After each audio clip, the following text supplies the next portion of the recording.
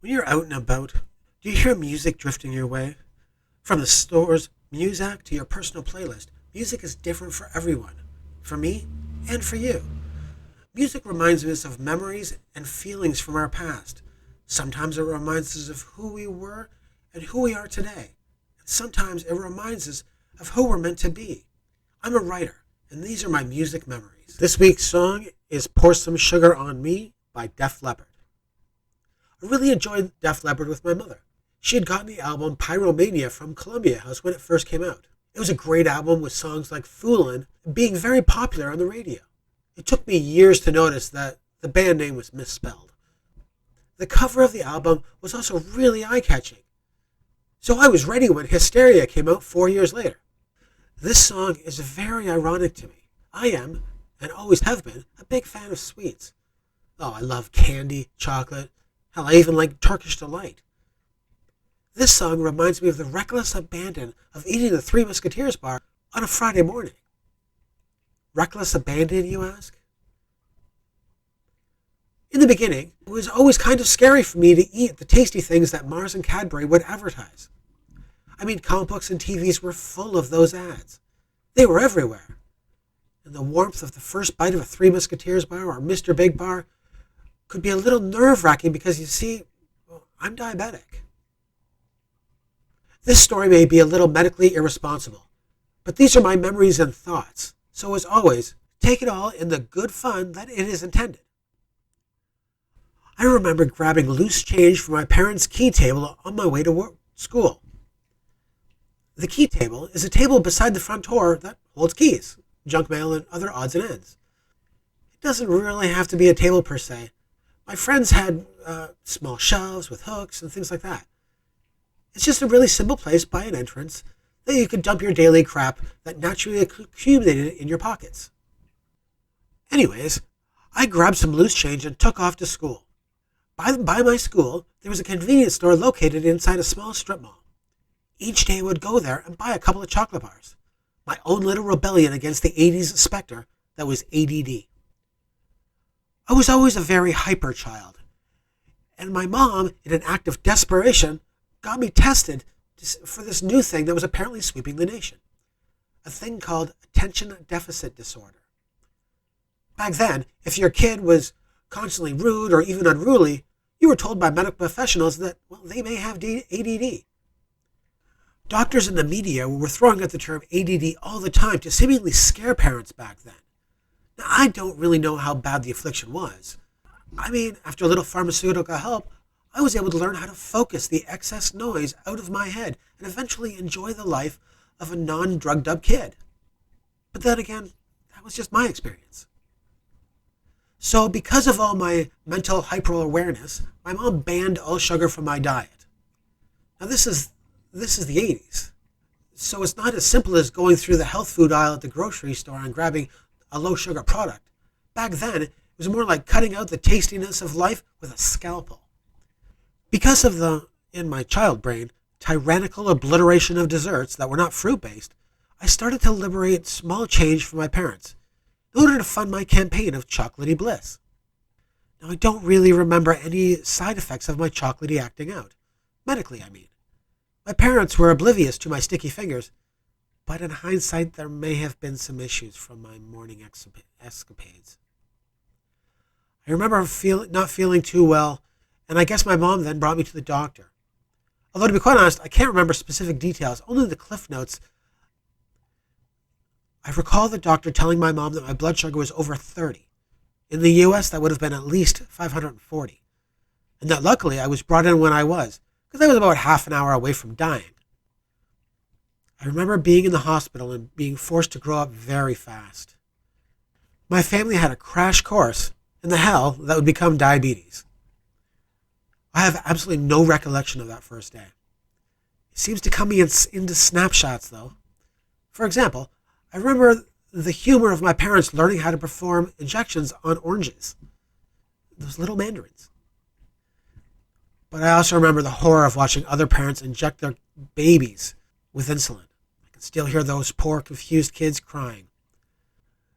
The one thing I really remember was coming to the realization that Even though I absolutely hated doing the injections, if I didn't do it, I was dead. The finality of it was what struck with me and stayed with me forever. That's what really made me take this seriously. But I wasn't as afraid and scared as my parents were. They had been brainwashed with tales of eating a single chocolate bar and suddenly having their child die. They were led to believe that if I strayed, or if they even allowed me to stray from my diabetic diet, that I would perish. Without the resources needed for further investigation, my parents bought it all. Every single lie. So that's why I was forced to eat plain rice cakes. Couldn't be the flavored kind. Those kinds contained sugar that would have killed me. On top of the wretched rice cake was diet jam. Yes, the no sugar added jam. To this day, I can't eat a rice cake or even smell diet strawberry jam. It was just that bad. But I followed along for a while. It wasn't really that I was worried about dying, but I saw how much my disease hurt my parents, and how they struggled to figure out how to keep me alive. And at that time, I thought it was my fault. Yes, you heard that right. I honestly believe that I gave myself diabetes. For years. I thought the chocolate bars that I had been sneaking each morning on my way to school was the deciding factor in me getting diabetes. I felt guilty that I had forced that hardship on my parents. I mean, I already knew I was a difficult child, but this felt like bringing a nuke to a bank robbery. Too much overkill. It was all because of me. I never told my parents what I believed. I felt too bad. That and, well, we didn't talk too much. Over the years, I started to handle my own disease. Eating what I wanted to and doing insulin to balance the added sugar. It worked fine. All of my trips to the hospital were because of mistakes. Forgot to inject myself or something like that. Not the system that I was using to keep me alive. My diabetes allowed me to experience some strange and aggravating situations over the decades. When I was working my first job at my local Burger King, I got called into the manager's office. I was almost fired. You see, a customer had complained that the restaurant was allowing kids to do drugs in the dining room. I had been seen doing my lunchtime insulin, and I guess that caused something of a stir. I was pretty annoyed that I had been called out for something that I had to do. So I replied, yes, I was doing drugs in the dining room. But I was safe, and I never shared. He didn't think that was very funny and started to grab papers, probably to terminate my employment. So I then calmly told him that it was insulin and that I was diabetic. He stopped and looked at me. He told me never ever to do injections in the dining room again. Use the bathroom instead, because, that was obviously much cleaner. I walked out of his office without another word. I wouldn't last that much longer at the Burger King anyways, as my mouth would give them cause to fire me for something other than drug use. I got a real wake-up call when my son was diagnosed with the same disease. That was hard, as he wasn't living with me, so I couldn't give him the day-to-day guidance that I wish I had had. I do remember helping him with his first injection by himself, though. I had already explained the mechanics of how to do it, how to hold your hand, where to squeeze, stuff like that. But remember, he was still a kid. He was younger than I was when I got diagnosed, so he was a little nervous. So I put on the Metallica song, Turn the Page, and then I had him do his injection.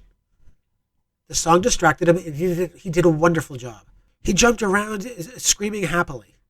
He was so proud of himself, almost as much as I was. I suppose that my ex had a difficult time helping my boy deal with his condition, so she arranged for him to get a diabetic pump. What this is a computerized device that is worn on the belt or in a pocket with a tube coming out of it. The tube is attached to the skin so that insulin can be administered without the patient's input. I thought it sounded like the daily management was taking out of my son's hands. I didn't like it at all.